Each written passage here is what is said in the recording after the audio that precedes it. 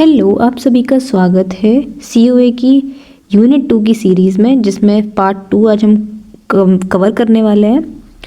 Last unit में मैंने बोथ्स algorithm explain किया था, उसका रीसेंट का आया हुआ क्वेश्चन 2023-24 का ये मैंने सॉल्व किया है। सेम प्रोसीजर से आप इसको चेकआउट कर सकते हैं। नहीं आता है समझ में तो कमेंट करिएगा, मैं इसको अलग से वीडियो बना के एक्सप्लेन कर दूँगी। ओके, तो हम आज शुरू करते हैं एरे मल्टीप्लायर से। एरे मीन्स यहाँ पर कॉम्बिनेशनल सर्किट है दो बाइनरी नंबर्स का, जिसमें हम फुल एडर्स और हाफ एडर्स का यूज़ करके नंबर्स को मल्टीप्लाई कर रहे हैं। सपोज करते हैं जो मल्टीप्लिकेंड है उसके बिट्स हैं B1 एंड B0, एंड जो मल्टीप्लायर है उसके बिट्स हैं A1 एंड A0। उसको कैसे मल्टीप्लाई करेंगे? This one into this, A1 into B0 ये आया, A0 इंटू B1 ये। देन मल्टीप्लिकेशन करते वक्त लेफ्ट शिफ्ट करते हैं, देन शिफ्ट किया अगेन, मल्टीप्लाई करके ऐसे लिख दिया, and then these are the outcomes and this is the product.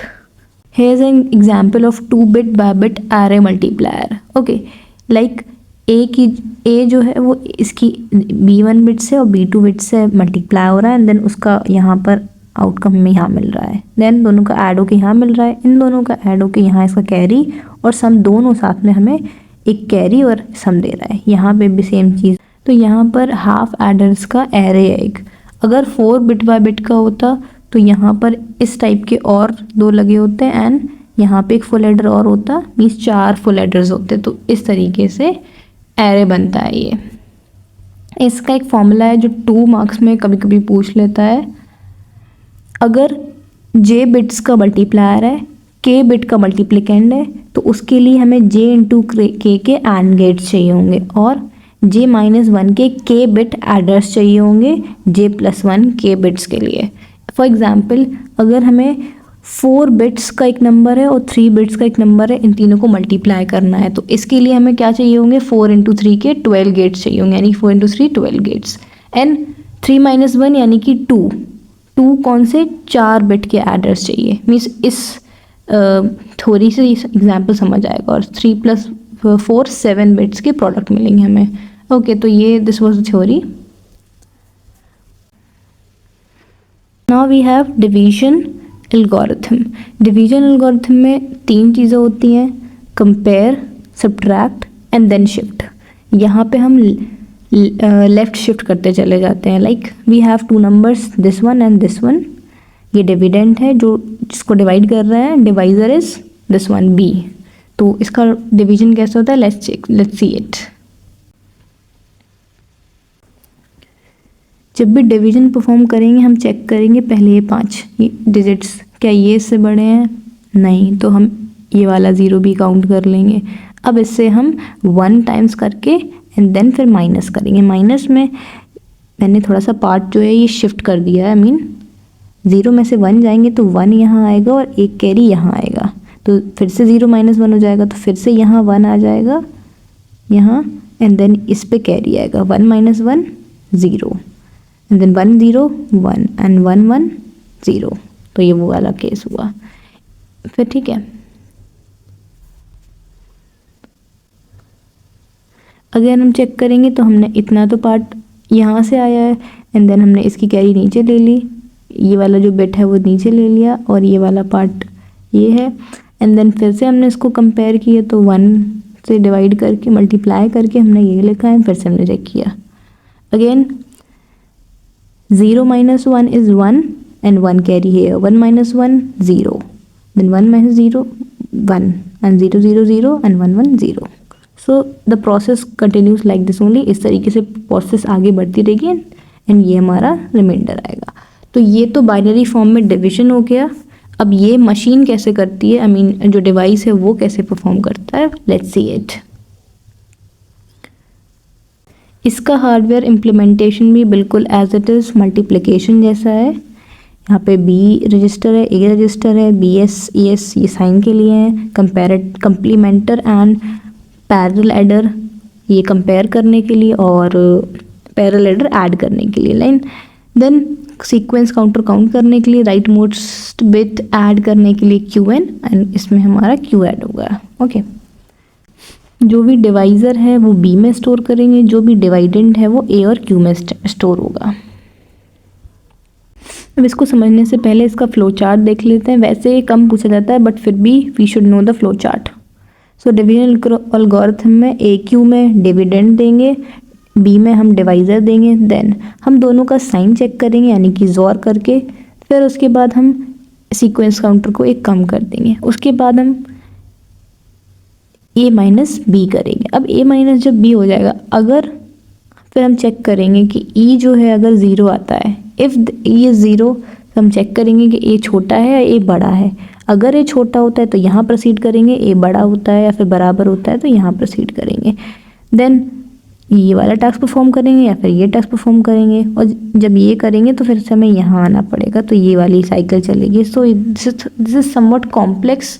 इसको एग्जाम्पल से लेट्स सी। तो ये मेरा डिविडेंड है और ये मेरा डिवाइज़र है जो कि डबल लेंथ का है ये। ओके, इसके लास्ट जो सिग्निफिकेंट डेट्स है वो मैंने क्यू को दे दिए, एंड यहाँ पर हमने इनिशियलाइज भी कर दिया दोनों को, एंड सीक्वेंस काउंटर को 4 रख दिया क्योंकि 4 डिजिट्स हैं। ओके, नाउ विल चेक कि बी बड़ा है ए बड़ा है। बी बड़ा है सो बी डायरेक्टली यहाँ से हम इस वाले पॉइंट पे आ जाएंगे। ओके, एंड कुछ नहीं करना है, simply just go to this part, simple division algorithm perform करेंगे। Okay, now let's erase it. तो पहले यहाँ पे हमने शिफ्ट किया है ई, तो मैंने एक पार्ट शिफ्ट कर दिया। शिफ्ट करने के बाद हम चेक करेंगे ई में क्या वैल्यू है। ई में वैल्यू है 0, तो 0 करने के बाद ये यहाँ आएगा, ये चेक करेगा क्या है, ए प्लस बी बार 1+1, यानी कि 2's कॉम्प्लीमेंट ऐड किया है, तो हमने 2's कॉम्प्लीमेंट यहाँ ऐड कर दिया ये। ओके, देन उसके बाद हमने 2's कॉम्प्लीमेंट ऐड करने के बाद हमने फिर से चेक किया कि ई क्या है, यानी कि यहाँ आए, तो ई चेक किया तो ई हमारा क्या है, फिर 0 तो था ही तब, तो 0 करने के बाद हमने इसको ऐड किया ए प्लस बी, यानी कि ये फिर से ऐड किया। ओके, ऐड करने के बाद सीक्वेंस काउंटर को कम कर दिया, यानी कि पहले 4 था एंड 3 कर दिया, एंड देन उसके बाद हमने देखा कि सीक्वेंस काउंटर तो 3 हो गया, यानी कि 0 तो है नहीं, तो फिर से ये लूप चलेगा और फिर से ये टास्क परफॉर्म होगा। Okay, let's erase again. अब जब यहाँ आए फिर से उसने शिफ्ट किया ई ए क्यू को, तो शिफ्ट कर दिया, ये पार्ट यहाँ और ये पार्ट यहाँ शिफ्ट हो गया। ओके, नाउ उसने चेक किया कि ई क्या है। अब ई हमारा क्या है, फिर से 0 हो गया, तो फिर से इस पार्ट पे आया, फिर से इसने 2's कॉम्प्लीमेंट ऐड किया, तो यहाँ पे फिर से 2's कॉम्प्लीमेंट ऐड हो गया यहाँ पर। ओके, देन उसके बाद हमने चेक किया कि यहाँ पर 1 आ गया। अब 1 आ गया तो ये यहाँ से यहाँ आ गया, वहाँ यहाँ इस साइड नहीं गया। ओके, यहाँ आ गया। यहाँ पे देखा कि जो क्यू एन है, यानी कि जो लास्ट डिजिट है, उसको हमने चेक किया। यहाँ पे हम गौर से देखेंगे, let me change the colour. यहाँ पर लास्ट डिजिट जो है 0 है, और इसमें हमने लास्ट डिजिट को क्या कर दिया, 1 कर दिया, यानी कि ये इस स्टेप में कहा गया है। एंड देन उसके बाद हमने सीक्वेंस काउंटर को कम कर दिया, यानी कि 2 कर दिया, एंड देन फिर से चेक किया 2 तो 0 है नहीं, तो फिर से लूप चलाया। ओके, लूप चलाया, फिर से हमने शिफ्ट किया करने के बाद, तो ये हमने पार्ट पहले ही शिफ्ट कर दिया था, तो यहाँ शिफ्ट होके ये आ गया है। ओके, देन फिर से ई को चेक किया, ई हमारा 0 है, तो इस स्टेप पे फिर से आए, फिर से 2's कॉम्प्लीमेंट ऐड किया यहाँ पे ये। ओके, ऐड करने के बाद फिर से चेक किया, ई क्या है, 1 है, तो यानी कि सॉरी, ई को चेक किया, पहले से ये 0 ही था, तो हम लोग इस स्टेप पे आए, तो ये स्टेप हमारा है ए प्लस बी। सिंपली फिर से हमने उसी ए में बी ऐड कर दिया, एंड ये आंसर आ गया। ओके, फिर से सीक्वेंस काउंटर को हमने कम कर दिया, 1 हो गया, एंड देन फिर से लूप में आ गया। फिर से हमने SHL यानी कि शिफ्ट लेफ्ट किया सबको। ओके, शिफ्ट लेफ्ट करने के बाद फिर से चेक किया, ई क्या है, 0 हुआ, फिर से स्टेप पे आया, फिर 2's कॉम्प्लीमेंट हमने यहाँ ऐड किया, फिर चेक किया। जब चेक किया तो यहाँ से एक एक्स्ट्रा जो बिट था वो यहाँ आ गया, यानी कि ई की वैल्यू 1 हो गई। तो सिंपली कुछ नहीं करना है, इस स्टेप पे आ गए, जो क्यू की लास्ट डिजिट है उसको हमने 1 कर दिया सिंपली, और सीक्वेंस काउंटर को कम करा। सीक्वेंस काउंटर को जैसे ही कम किया ये 0 हो गया। अब 0 हो गया तो ये एंड हो जाएगा, अब ये लूप दोबारा नहीं चलेगा। ये जो लास्ट के 2 बचेंगे यही हमारा क्या होगा, हमें ये पार्ट दे देगा रिमाइंडर और ये पार्ट दे देगा क्वेश्चन। सो इस तरीके से डिवीजन एल्गोरिथम सॉल्व होती है। तो अभी तक हमने सारे फिक्स्ड नंबर्स जो होते हैं, फिक्स्ड पॉइंट नंबर्स होते हैं, हमने उनके बारे में एडिशन, सब्ट्रैक्शन, मल्टीप्लिकेशन, डिवीजन देखा था। अब देखेंगे कि फ्लोटिंग पॉइंट रिप्रेजेंटेशन में ये कैसे होता है। तो सबसे पहले जानते हैं कि फ्लोटिंग पॉइंट रिप्रेजेंटेशन होता क्या है। इनका जो बेसिक रिप्रेजेंटेशन है वो ये है, यानी कि m cross R E. m is the mantissa, इसको मैंटीज़ा कहते हैं। r जो है रेडिक्स, यानी कि रेडिक्स पावर, जिसकी पावर में लिखते हैं, और e यानी कि पावर। ये भी हमने जैसे लिख दिया 2 × 10 की पावर 8, तो ये एक फ्लोटिंग पॉइंट है। ओके, जहाँ पे ये वाला पार्ट मैंटीज़ा है, ये पार्ट रेडिक्स है, और ये पार्ट एक्सपोनेंट है। ओके, तो बेसिकली इसके बाद एक स्टैंडर्ड आया IEEE का, जिसको अब ज़्यादा यूज़ किया जाता है। इसको IEEE 754 स्टैंडर्ड कहते हैं। यही स्टैंडर्ड यूज़ होता है अरिथमेटिक ऑपरेशन में। IEEE के 3 कंपोनेंट्स हैं, signed bit, biased modified exponent and normalized मैंटीज़ा।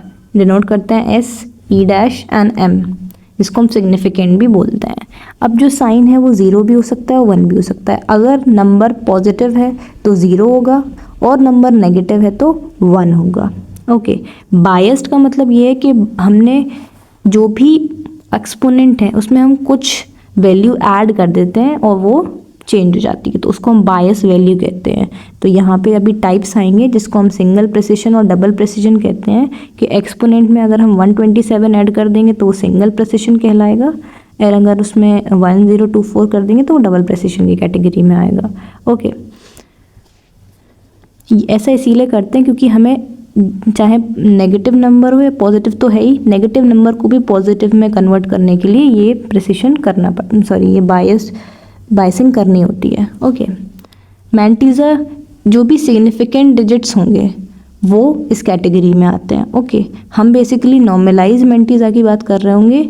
मैंटीज़ा जहाँ पे first digit after the decimal point is non zero, यानी कि पॉइंट के बाद जस्ट पहला नंबर जो है वो नॉन ज़ीरो होना चाहिए, ज़ीरो नहीं होना चाहिए, तो वो हम यहाँ चेक करेंगे। ओके, IEEE के 2 नोटेशंस हैं, एक सिंगल प्रेसिशन, एक double precision. Single precision 32 bits का है, डबल प्रेसिशन 64 बिट्स का है। जब बायसिंग करेंगे यानी कि बायस्ड एक्सपोनेंट निकालेंगे तो जो भी एक्सपोनेंट होगा गिवन उसमें सिर्फ 127 ऐड कर दिया जाएगा, जैसे कि मैंने इसमें बताया। और जो डबल प्रेसिशन है उसमें एक्सपोनेंट में 1023 ऐड कर दिया जाएगा in the original exponent. Okay, so this is the representation of both, जिसमें 23 bits are given to mantissa, 8 bits to biased exponent and 1 bit for the sign in the single precision. In double precision 52 bits for मैंटीज़ा, 11 bits for biased exponent and 1 bit for the sign। तो ये है PYQ 2021 में पूछा गया था, जिसमें हमें इसको सिंगल प्रेसिशन में भी डिनोट करना है और डबल प्रेसिशन में भी। तो इस नंबर को सबसे पहले हमें बाइनरी में कन्वर्ट करना होता है। तो हम जो पॉइंट से पहले का पार्ट है उसको मैंने यहाँ कन्वर्ट किया है, जो पॉइंट से बाद का पार्ट है वो मैंने यहाँ कन्वर्ट किया है। ओके, 2 से डिवाइड करना होता है और रिमाइंडर यहाँ लिखना होता है। सो 2 से डिवाइड करेंगे तो यहाँ पे रिमाइंडर आएगा 0, फिर इससे डिवाइड करेंगे फिर 0 आएगा, फिर इसको डिवाइड करेंगे तो 1 आएगा, फिर डिवाइड करेंगे 0, फिर 1, ऐसे करते करते तो ये जो बिट्स आएंगी इन्हीं को हमने यहाँ लिख दिया है। ओके, अब जो फ्रैक्शन वाला पार्ट है उसमें क्या करना होता है, फ्रैक्शन पार्ट को 2 से मल्टीप्लाई करना होता है, और पॉइंट से पहले जो भी डिजिट होगा वो यहाँ आ जाएगा। यहाँ पे फिर से अब इसी वाले चीज़ को हमने उठा के यहाँ रखा, मल्टीप्लाई किया 2 से, फिर आया ये, फिर आया ये, तो हमने 0 दे दिया। देन फिर यही पार्ट हमने फिर से मल्टीप्लाई किया, जब तक करते रहेंगे जब तक 1 ना आ जाए। तो हमें लास्ट में 1 मिल चुका है, तो यानी कि ये कन्वर्ट हो गया है। एंड इसको हमें साथ में लिखना है, तो हमने इसको और इसको साथ में मैंने यहाँ लिख दिया है इस तरीके से। एंड नाउ इसको कन्वर्ट करना होता है, यानी कि हमें इसको सिग्निफिकेंट डिजिट्स में कन्वर्ट करना है, यानी कि पॉइंट के जस्ट बाद वाली वैल्यू 0 नहीं होनी चाहिए। ओके, तो हमने इसको लेट मी ज़ूम इट, इस पॉइंट को उठाकर यहाँ लेकर आया है, तो यानी कि यहाँ पे 10 डिजिट्स हैं, तो यानी कि जब 10 डिजिट्स पीछे जाएंगे तो यहाँ 2 की पावर 10 हो जाएगा और ये इस तरीके से रिप्रेजेंट हो जाएगा। सिंगल प्रेसिशन में देखेंगे तो अब जो साइन है हमारा पॉजिटिव नंबर है, तो साइन क्या हो जाएगा 0।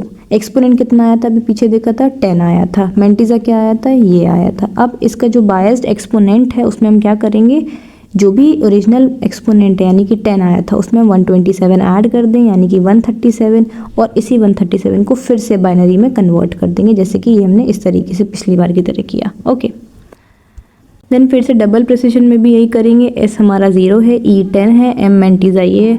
अब बायस एक्सपोनेंट में 1023 ऐड करना है, ये मिल जाएगा, इसको हमने फिर से बाइनरी में कन्वर्ट कर दिया। तो जैसे ही एस, एम और ई कैलकुलेट हो जाएगा तो इस एस को हम यहाँ रख देंगे,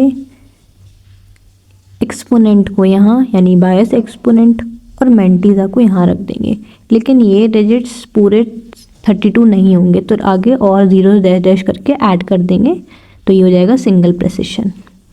ओके, देन एस यहाँ पुट करेंगे, बायस एक्सपोनेंट यहाँ पुट करेंगे, एंड मैंटीज़ा यहाँ। ये पूरा 64 बिट का होना चाहिए, तो यहाँ पे और जीरोज ऐड करके इसको 64 बिट्स का बना देंगे। ओके, सो ये था सिंगल प्रेसिशन और डबल प्रेसिशन कैसे करते हैं। इसी पर बेस्ड एक और PYQ आया हुआ है 2022 और 23 में, दिस वन सेम, इसको भी 314 को बाइनरी फॉर्म में कन्वर्ट किया है, 175 को भी कन्वर्ट किया है, तो ये आया है। ये डैश डैश इसीलिए क्योंकि ये बहुत कंटिन्यूसली होता जाएगा, तो इसको मैंने डैश डैश करके लिखा हुआ है क्योंकि ये रुक नहीं रहा था, तो उसको बस वहीं स्टॉप कर दिया। ओके, देन इसको इस फॉर्म में लिख दिया। ओके, रिप्रेजेंट कर दिया, यहाँ पे एक्सपोनेंट 8 आया, फिर इसको भी सेम यही वाले प्रोसीजर से कन्वर्ट करके लिखा है। Okay, so you can see this one. अब जो यहाँ डिस्कस किए हुए थे ये सारे पॉजिटिव नंबर्स थे, तो पॉजिटिव नंबर्स थे इसीलिए हमें ज़्यादा ज़रूरत नहीं पड़ी। लेकिन अगर नेगेटिव नंबर होता तो जहाँ हमने s की जगह 0 रखा था वहाँ हम s की जगह 1 रखेंगे। जैसे कि मैंने बताया कि अगर नेगेटिव नंबर होगा तो 1 आता है। ओके, सो ये चीज़ है। तो हमने अभी पढ़ा था अर्थमेटिक ऑपरेशंस फिक्स्ड नंबर्स पर, अब हम पढ़ने वाले हैं अर्थमेटिक ऑपरेशंस फ्लोटिंग नंबर्स पर, जिसमें addition, subtraction, multiplication, division. Addition और सब्ट्रैक्शन थोड़े यहाँ कॉम्प्लेक्स हो जाते हैं, तो वो नहीं आता है उतना, but multiplication and division important है, वो करना है क्योंकि it can come in your exams. अब फ्लोटिंग पॉइंट जो है उसको नॉर्मलाइज कब किया जाता है, जब पॉइंट के जस्ट बाद की वैल्यू 0 हो। देखा नहीं है, जैसे हम इसको देखें, अगर इसमें पॉइंट के जस्ट बाद की वैल्यू 0 है तो हमने इसको नॉर्मलाइज करने के लिए इसको जस्ट कहाँ भेज दिया, यहाँ भेज दिया, यानी कि इस पोजीशन पे, तो ये पॉइंट यहाँ आ गया, तो ये नॉर्मलाइज कंडीशन हुई। तो इसी केस के लिए हम नॉर्मलाइज करते हैं। अब फ्लोटिंग पॉइंट की ज़रूरत क्यों पड़ी, क्योंकि फ्लोटिंग पॉइंट की वजह से जो रेंज ऑफ नंबर है वो बढ़ जाता है। फिक्स्ड पॉइंट में हमें फिक्स रहता है कि हमें उतना ही नंबर यूज़ करने हैं, लाइक सपोज 0 से 127 या जैसा भी हो उस टाइप से फिक्स हो जाता है, बट इसमें फिक्स नहीं है। ओके, नॉर्मली अगर कंप्यूटर जिसमें 48 बिट वर्ड्स का है तो उसमें FP कैसा होता है, उसमें 36 बिट्स के मैंटीज़ा के लिए होता है और 12 बिट्स होता है फॉर द एक्सपोनेंट, यानी कि इसका 3/4 पार्ट मैंटीज़ा का होता है, 1/4 पार्ट एक्सपोनेंट का होता है।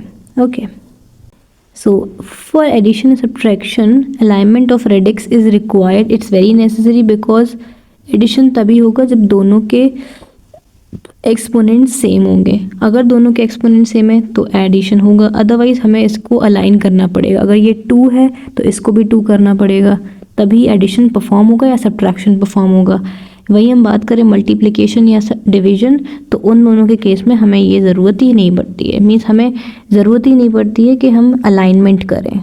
ओके, शिफ्ट करने की ज़रूरत नहीं, क्योंकि मल्टीप्लिकेशन के केस में जो एक्सपोनेंट्स है वो ऐड हो जाते हैं और डिवीजन के केस में एक्सपोनेंट्स सब्ट्रैक्ट हो जाते हैं।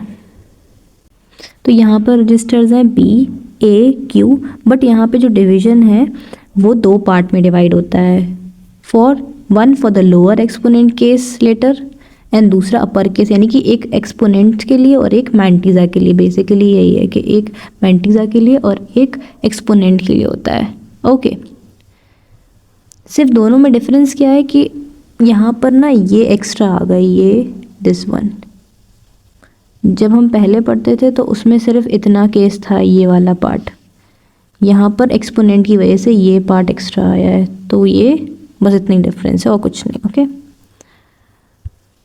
तो यहाँ पे पैरेलल एडर है दोनों के एक्सपोनेंट्स और दोनों के मैंटीज़ास को ऐड करने के लिए। ओके, सो बेसिकली बस इसका नॉर्मल डायग्राम याद रखना एंड दैट्स इट। ओके, अब फ्लोटिंग पॉइंट के जो भी कंडीशंस हैं उसमें 4 कंडीशंस अकर हो सकती हैं। इस केस में क्या होता है, जो मैक्सिमम पॉसिबल एक्सपोनेंट हो सकता है अगर उससे भी ज़्यादा बड़ा आ जाए एक्सपोनेंट, तो ये ओवरफ्लो की कंडीशन होती है, जो कि बहुत रेयर है, रिमोट है, मतलब ज़्यादा होती नहीं है।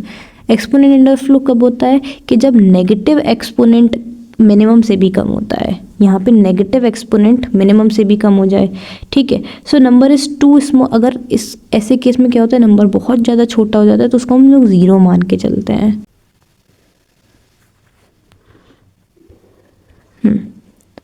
अगर हम बात करें सिग्निफिकेंट अंडरफ्लो, ये कब होता है, जैसे जनरली ये माइनस के केस में हो रहा है, जैसे कि हमने माइनस किया और यहाँ पे जो ये 0 है ये पॉइंट के बाद 0 आ चुका है, यानी कि कोई डिजिट नहीं आई है, तो यहाँ पे सिग्निफिकेंट अंडरफ्लो हो गया। तो इस चीज़ को ओवरकम करने के लिए हमें पॉइंट को और शिफ्ट करना पड़ेगा, तो ये हो जाएगा 0.13 और एक पॉइंट हमने राइट साइड में शिफ्ट कर दिया है, तो ये हो जाएगा 10⁻², यानी कि एक पावर कम हो गई, यानी कि हमने इसको राउंड ऑफ करना पड़ा, तो यही ये चीज़ कह रहा है। ओके, अगर सिग्निफिकेंट ओवरफ्लो की बात करें तो जैसे कि ये वाली चीज़, इसमें क्या हो रहा है, एक डिजिट बाहर चली जा रही है इसमें, ठीक है। तो इसमें भी हम रीअलाइनमेंट करेंगे जैसे ये थे इन जैसा बनाने के लिए। सो ये थी सिग्निफिकेंट ओवरफ्लो की condition. Multiplication of floating point में सिंपली हमें मैंटीजास को मल्टीप्लाई करना है और एक्सपोनेंट्स को ऐड करना है। लेट्स सपोज 2 ×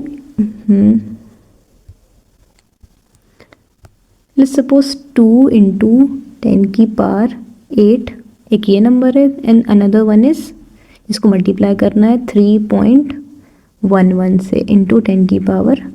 तो सिंपली क्या करेंगे हम, 2 × 3.1 करेंगे और ये जो पावर्स हैं ये ऐड हो जाएंगी, 10⁸8 + 2 ये हो जाएगा 10। तो जो भी यहाँ से आंसर आएगा वो हमें आंसर मिल जाएगा। तो यही बोल रहा है ये प्रोसेस करने के लिए हमें 4 स्टेप्स को फॉलो करना है। पहले हमें ज़ीरोस चेक करने, क्या ज़ीरोस तो नहीं है, फिर हमें एक्सपोनेंट को सबसे पहले ऐड करना है, फिर जो मैंटीजा होगा उसको मल्टीप्लाई करेंगे, फिर जो भी रिजल्ट आएगा उसको नॉर्मलाइज कर देंगे, यानी कि सिग्निफिकेंट डिजिट के पास पॉइंट की वैल्यू होगी, मतलब पॉइंट को रखेंगे। सब्ट्रैक्शन एडिशन का हम सिर्फ फेजेस देख लेते हैं। एडिशन सब्ट्रैक्शन में हम पहले ज़ीरोस को चेक करेंगे, फिर अलाइन करेंगे सिग्निफिकेंट को, जैसे कि हमने यहाँ किया था। इन सब केसेस में अलाइन करना पड़ा था अगर पावर्स डिफरेंट थी तो।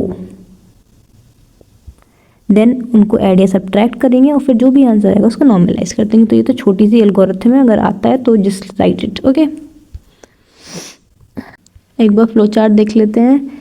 सेम BR में मल्टीप्लिकेंट डाला, QR में मल्टीप्लायर डाला, फिर चेक किया क्या 0 तो नहीं है। अगर 0 होगा तो डायरेक्टली AC को 0 करके टर्मिनेट हो जाएगा, कंप्लीट हो जाएगा। अगर 0 नहीं होगा तो फिर ये QR को चेक करेगा, फिर QR में भी अगर 0 होगा तो फिर से टर्मिनेट होकर ख़त्म हो जाएगा। अब अगर 0 नहीं होगा तो आगे प्रोसीड करेगा। फिर जो मैंटीजा है A का, उसमें Q का मैंटीजा नहीं, यहाँ पे एक्सपोनेंट बता रहा है, ANQ आधा एक्सपोनेंट्स, तो जो भी Q है उसकी वैल्यू A में देगा, फिर A में A + B डालेगा, फिर A की वैल्यू में से एक बायस को कम कर देगा, जो भी बायस्ड वैल्यू उसको कम कर देगा, और फिर मैंटीजास को यहाँ पे मल्टीप्लाई करेगा जैसे हमने मल्टीप्लाई एल्गोरिथम सीखी है। फिर चेक करेगा कि जो A1 है वो 0 है कि 1 है। अगर 1 हुआ तो एंड हो जाएगा और 0 है तो शिफ्ट कर देगा AQ को और A - 1 कर देगा। ओके, अब इस एग्जाम्पल के थ्रू समझते हैं। ये BR है, ये QR है। अब इनिशियली इस कंडीशन में होंगे, लेकिन बाद में जब ये वैल्यूज़ आएंगी तो इस कंडीशन पे आएगा सीधे यहाँ पर। अब जो A होगा उसमें Q दे देगा, Q यानी कि एक ये वैल्यू 4। ओके, फिर नेक्स्ट इसी A में क्या दे देगा, ये 3 वैल्यू। तो 3 + 4 कितना हो गया, यानी कि जो पावर हो गई वो क्या हो गई, 7, यानी कि जो यहाँ है। ओके, अब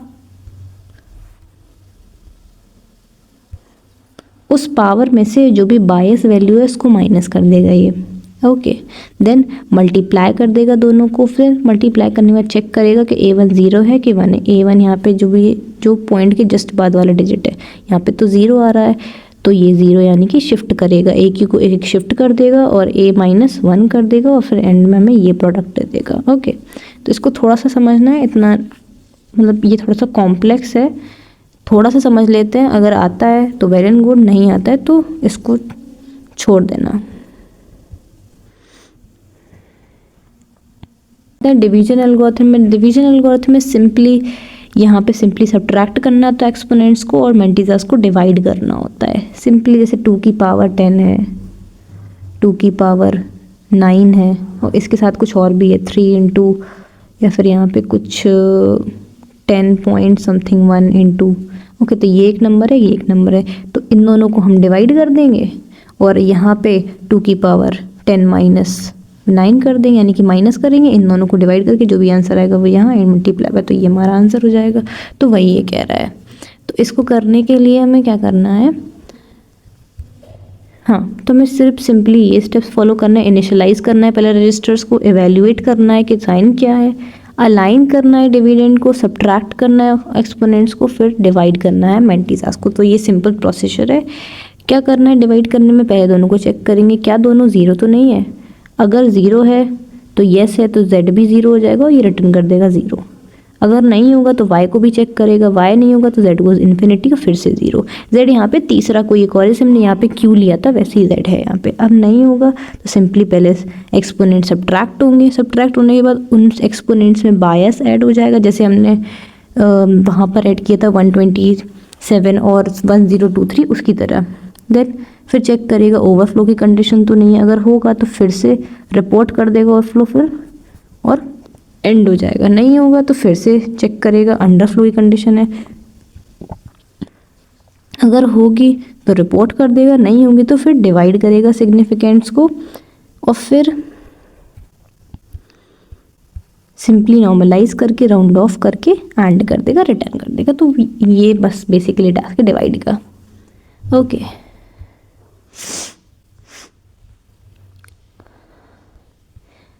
so next last topic is arithmetic and logical unit. सारा ऑपरेशंस पढ़ने के बाद जो यूनिट ये काम कर रही है उस यूनिट का हमें स्ट्रक्चर देखना है कि एएलयू होता कैसे है। जितने भी ये जो टास्क, जितने भी ऑपरेशंस हमने प्रीवियसली पढ़े हैं, addition, subtraction, division, logical operations, ये सारे किस यूनिट में होते हैं, वो है एएलयू। एएलयू बेसिकली 2 टाइप्स का है, combinational ALU and sequential ALU. Combinational ALU में 2 सर्किट्स होते हैं। वन इज़ अर्थमेटिक सर्किट जो अर्थमेटिक ऑपरेशंस परफॉर्म करेगा। The second one is the logical circuit जो लॉजिकल ऑपरेशंस परफॉर्म करेगा। यहाँ से इसका आंसर यहाँ आएगा, इसका आंसर यहाँ आएगा, फिर मल्टीप्लेक्सर हमें रिजल्ट देगा जो भी आंसर होगा। ओके, तो इसके कुछ ऑपरेशंस यहाँ लिखे हुए हैं जिसको you can prefer to it. अब इस डायग्राम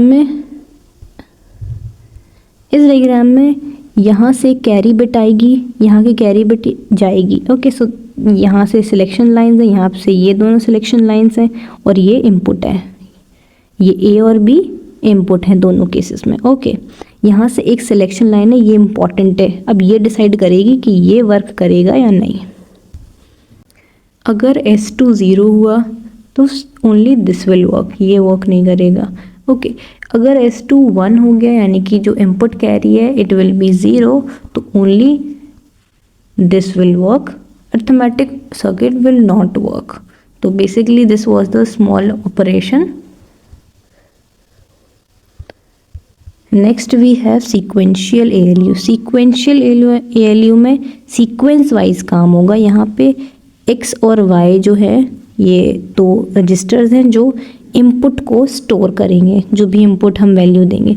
देन सिलेक्शन कंट्रोल है नेक्स्ट, यहाँ पे इट विल सिलेक्ट कौन सा ऑपरेशन परफॉर्म करना है, एडिशन, सब्ट्रैक्शन या व्हाटएवर। ओके, जो भी रिजल्ट होगा वो इस रिजल्ट रजिस्टर के अंदर स्टोर होगा।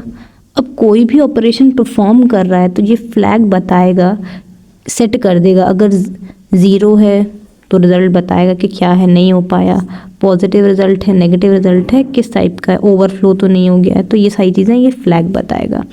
अब ये कंट्रोल यूनिट्स रजिस्टर ये पूरा एक है, ये जो पूरा है ये सीपीयू के अंदर का पार्ट है। ओके, जहाँ पे ये कंट्रोल यूनिट है, रजिस्टर्स हैं, एंड और के लॉजिक्स हैं, ये सीक्वेंशियल चल रहे हैं, तो वही उसको ये एक्सप्लेन कर रहा है। तो सिंपली डायग्राम कंप्लीट, ये डायग्राम ड्रॉ कर देना and then you are done. So this was all about unit 2 का पार्ट 2 यहाँ ख़त्म होता है एंड पूरी यूनिट इज़ ओवर। अगर आपको ये यूनिट पढ़ने में अच्छा लगा हो रिव्यू दीजिएगा एंड नेक्स्ट यूनिट के लिए स्टे ट्यून। Thank you.